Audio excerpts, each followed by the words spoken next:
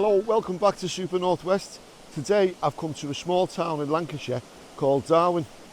Now in Darwen it's a beautiful little place, but there's a hill, and on the top of the hill is a tower called Jubilee Tower. Now this was once the focus of a massive court battle over the land surrounding it. It was built to commemorate Queen Victoria's Jubilee. So I'm going to lose a few pounds, crack on up the hill. Let's go and take a look. Right, so this is where I am today. I'm at a place called Darwen, which is just outside Blackburn in Lancashire. Now the main place I'm interested in is Darwen Tower, which is on the top of this hill. Now it's a bit of a mission to get here, so what I'm going to do is park the car up in Sunnyhurst Woods. Now Sunnyhurst Woods, a bit of a trek, but I think it's the most beautiful scenic route you can take. There's other ways of getting up the hills and stuff, but I think this is the best. Well, it was the best one for me on the day, I think.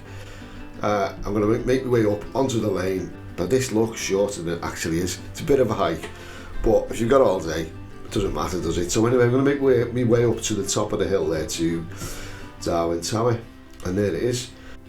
Now the land around the tower was actually contested by the locals, and there was a court battle between them and the land owner or the landlord. Now I'll go into a little bit more about that. That's quite an interesting story. So let's go and take a look. Now there's a number of ways you can reach the tower, so I'm going to take the forest track right up to the top of the hill.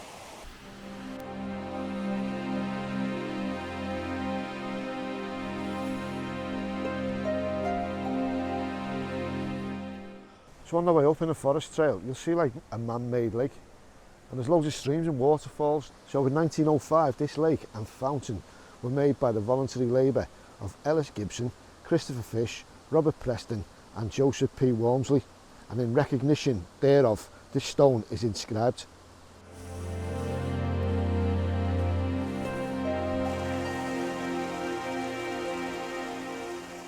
So just behind me, that's where I've got to be. You can just see the tower on the top of the hill there.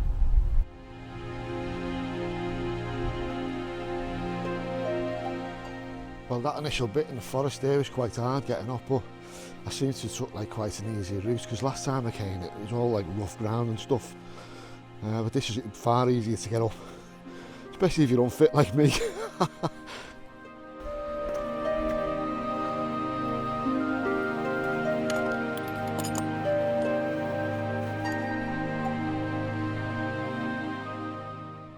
Tell you what, if you want to knock a few pounds off, get over here, because this is a bit of a trek this, but I'm getting my second wind now. So I've got one last bit and I'm nearly there. Now this is the sort of views you can see from the top of the hill. Right over towards Blackburn.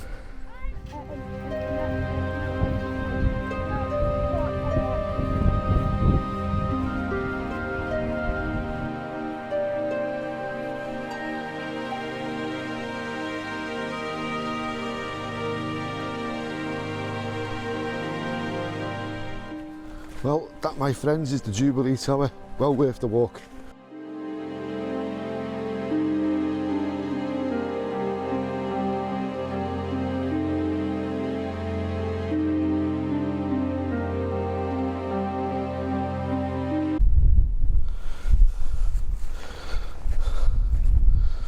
Like, you can see for miles around up here. Absolutely gorgeous, that is.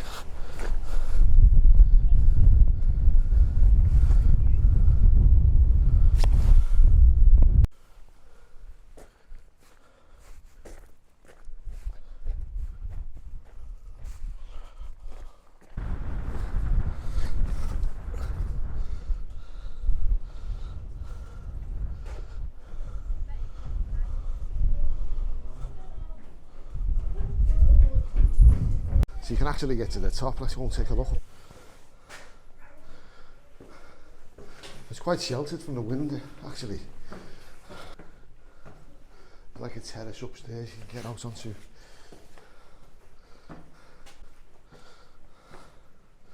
That's the first part of it. Woo! Nice and breezy. So you got like a 360 view. Now apparently on a clear day you can see Blackpool and the Isle of Man and places like that. It's a bit overcast today, so we can't really see much, so let's go and have a look at the top. Let's get up to the top.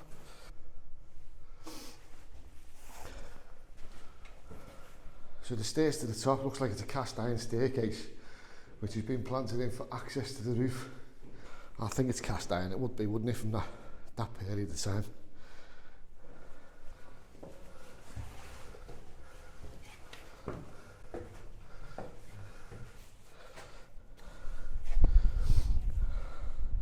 And there we go on the top.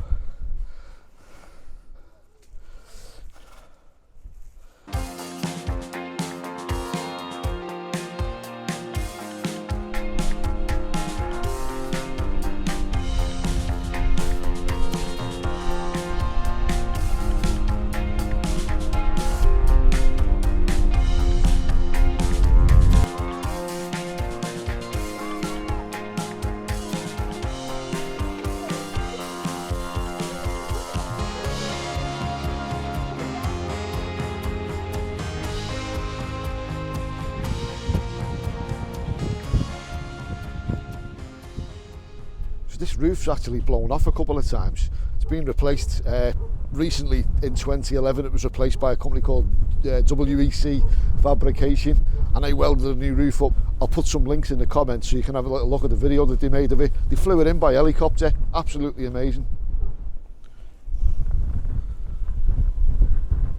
Oh, this will last for years, this. It's all steel. It's all rust proof, solid. So there you see where it's bolted to the top. That's never coming off that, hopefully. Now, as I said before, that staircase looks cast iron, but I think they put new bits on it and stuff like that, handrails. They look new to me, them like. Love all this old stonework. Last for years, that will.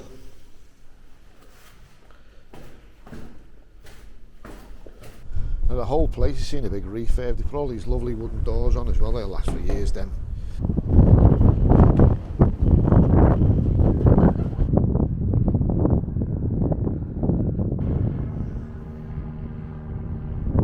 Now the tower was completed in 1898 and it was used to commemorate the Queen Victoria's Jubilee. Now it was also used to celebrate a victory for the local people. Now the local landowner, William Arthur Duckworth, or the Reverend William Arthur Duckworth, he stopped rites of passage, and the locals thought they had ancient rites of passage to roam the land because it was used by peddlers and suppliers who used to supply coal to the farms and stuff like that. Now William Arthur Duckworth, he actually put gamekeepers in place, and they took it upon themselves to actually block the passages for the local people. Now, they weren't too happy about this. They took him to court and he lost. But then, during the court case, he said he didn't know anything about it.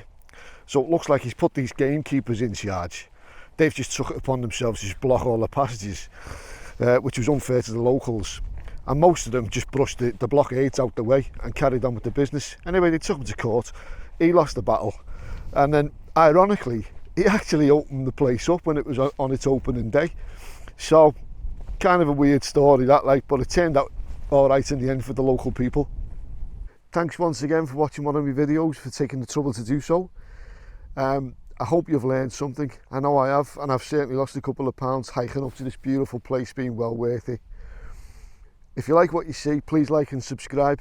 My name's Andy, and I'll see you in the next one. Cheers. Let's see if we can get King Charlie in the air. Hopefully he won't blow away.